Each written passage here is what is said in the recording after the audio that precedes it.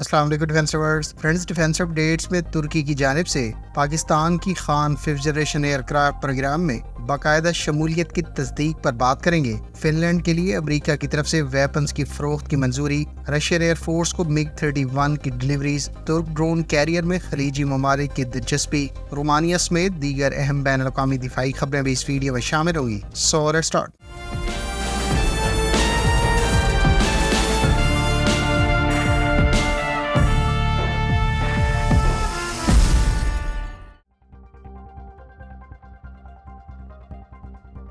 Friends, US state department کی جانب سے رومانیہ کے لیے ایمفیبیس اسالٹ وہیکل اور متعلقہ اکوپمنٹ کی فراہمی کی منظوری دے دی گئی ہے۔ تقریباً $120.5 ملین کی اس ڈیل کے تحت امریکہ کی جانب سے رومانیہ کو 16 amphibious assault vehicles, 3 command control variants اور 2 ریسکیو ویریئنٹس کے علاوہ 50 کیلیبر کی ہیوی مشین گنز اور 5 7.62 ملی میٹر کی M240B مشین گنز فراہم کی جائیں گی۔ خیال رہے کہ رومانیہ اپنی لینڈ فورسز کو ماڈرنائز کرنے کا منصوبہ شروع کیے ہوئے ہے، جس کے تحت وہ نہ صرف K9 تھنڈر ہائٹزز کوریا سے خرید رہا ہے، بلکہ اس کے علاوہ نئے ٹینک کی ایکوزیشن کا بھی فیصلہ کیا گیا ہے۔ فرینڈز، چین کے سرکاری میڈیا سورسز کا کہنا ہے کہ امریکہ کی طرف سے حالیہ دنوں میں تائیوان کو مزید ویپن سپلائی کرنے کا منصوبہ خطے کے امن کو مزید خطرے سے دوچار کر دے گا۔ چائنیز سرکاری میڈیا آؤٹ لیٹ میں چھاپے گئے حالیہ آرٹیکل میں کہا گیا ہے کہ امریکہ مسلسل تائیوان کو کئی طرح کے ویپنز کی سپلائی جاری رکھے ہوئے ہے، جبکہ حالیہ 28 جولائی کو منظور کردہ $345 ملین لاگت کے میجر ویپن پیکج کا اعلان اس خطے کے امن کو مزید خطرات سے دوچار کر دے گا۔ خیال رہے کہ امریکہ کی جانب سے حالیہ ملٹری ایڈ پیکج کے تحت تائیوان کو man portable air defence system, intelligence اور سرویلنس کیپیبلٹیز کے علاوہ متعلقہ ویپنز اور سسٹمز فراہم کیے جا رہے ہیں۔ فرینڈز، روس کی یونائٹڈ ایئر کرافٹ کارپوریشن نے MiG 31 فائٹر جیٹس کا نیا بیچ باقاعدہ رشین منسٹری آف ڈیفنس کے حوالے کر دیے ہیں۔ تازہ ترین رپورٹس کے مطابق یونائٹڈ ایئر کرافٹ کارپوریشن نے بنیادی طور پر ریپیئرڈ اور ماڈرنائز MiG 31 فائٹر جیٹس کا بیچ رشین منسٹری آف ڈیفنس کے حوالے کیے، جسے بہت جلد رشین ایئر فورس کے حوالے کر دیا جائے گا۔ MiG 31 بنیادی طور پر سوویت ساختہ high speed fighter aircraft ہے، جس کے ماڈرنائزیشن پروگرام کا آغاز نومبر 2021 میں ہوا تھا۔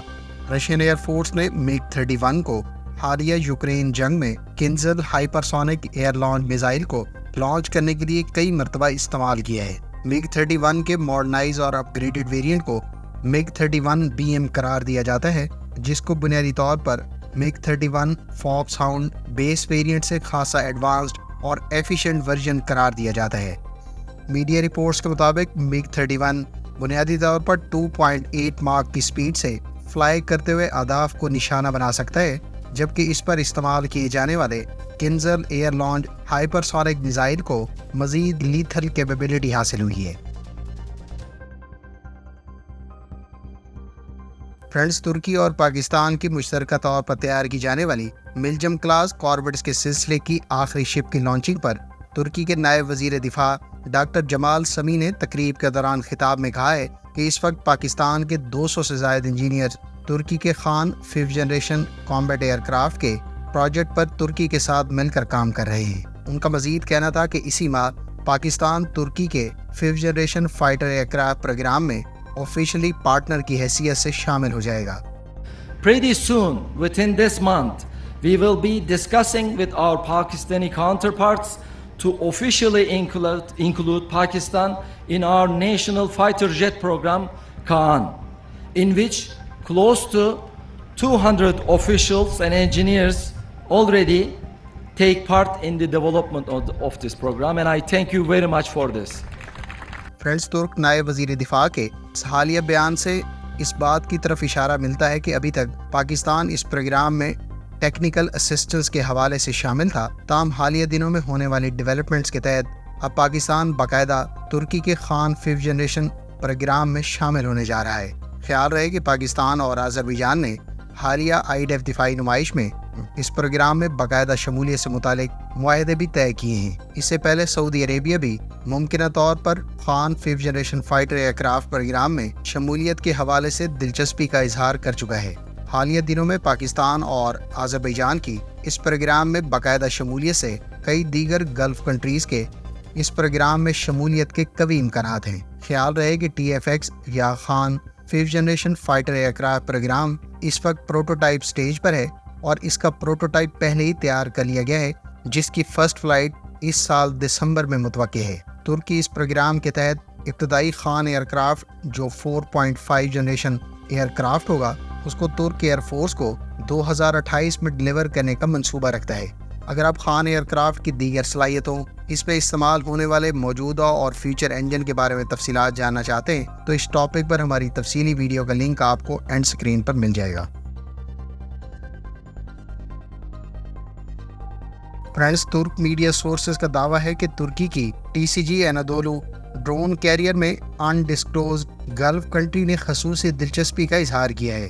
میڈیا سورسز کے مطابق ترک پریزیڈنسی اور ڈیفنس کے سربراہ نے اپنے حالیہ انٹرویو میں کہا ہے کہ ترکی کی TCG انادولو کیریئر، جس کو اب سے کچھ عرصہ پہلے ہی ٹرکش نیوی میں باقاعدہ شامل کیا گیا تھا، اس میں ایک گلف کنٹری نے خصوصی دلچسپی کا اظہار کیا ہے۔ خیال رہے کہ TCG انادولو ڈرون کیریئر بنیادی طور پر ترک نیوی کی سروس میں 10 اپریل 2023 کو شامل ہوئی تھی اور اس پر ترکی اپنے فیوچر انمینڈ کامبیٹ ایئر کرافٹ اور TB3 کامبیٹ ڈرون کے علاوہ ٹرکش ایروسپیس انڈسٹریز کے انکا 3 کو استعمال کرنے کا منصوبہ رکھتا ہے۔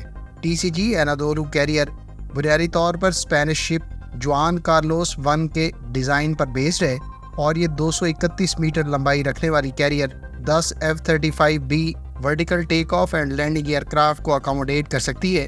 اس کے علاوہ اس پر 12 میڈیم سائز کے ہیلی کاپٹرز کو بھی اکاموڈیٹ کرنے کی گنجائش موجود ہے۔ TCG انادولو کیریئر کو ایمفیبیس اسالٹ شپ رول میں ٹوٹل 29 مین بیٹر ٹینکس یا پھر اس پر 27 ایمفیبیس اسالٹ وہیکلز کیری کی جا سکتی ہیں۔ اس ڈرون کیریئر پر بنیادی طور پر ترک نیوی کے زیر استعمال بیل AH-1W سپر کوبرا ہیلی کاپٹرز اور S-70B سی ہاک ہیلی کاپٹرز کو بھی اکاموڈیٹ کیا جا سکتا ہے۔ میڈیا رپورٹس کے مطابق ایک انڈسکلوز کنٹری ترک ساختہ TCG انادولو کیریئر کو اکوائر کر سکتا ہے، جبکہ میڈیا رپورٹس کے مطابق یہ گلف کنٹری سعودی عربیہ، قطر، UAE یا کویت میں سے کوئی ایک ہو سکتا ہے۔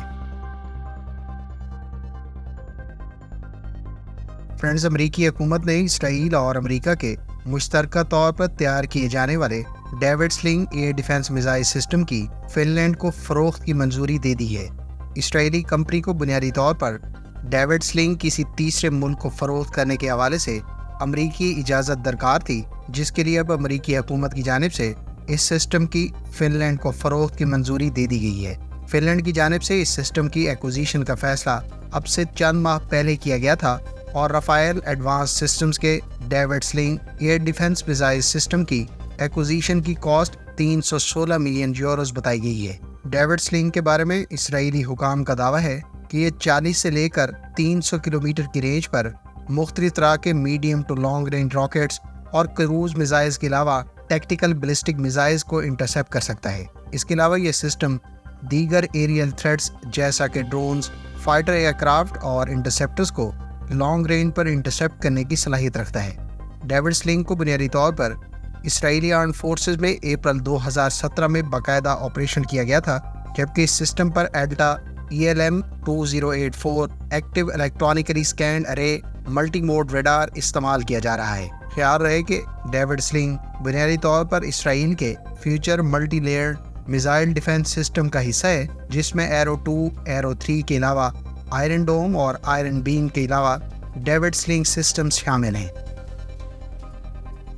فرینڈز، یہ تھی آج کی ڈیفنس اپڈیٹس۔ امید ہے اس ویڈیو سے آپ کی معلومات میں اضافہ ہوگا۔ ملتے ہیں نیکسٹ ویڈیو کے ساتھ، اپنی دعا میں یاد رکھیے گا۔ اللہ حافظ۔ پاکستان زندہ باد۔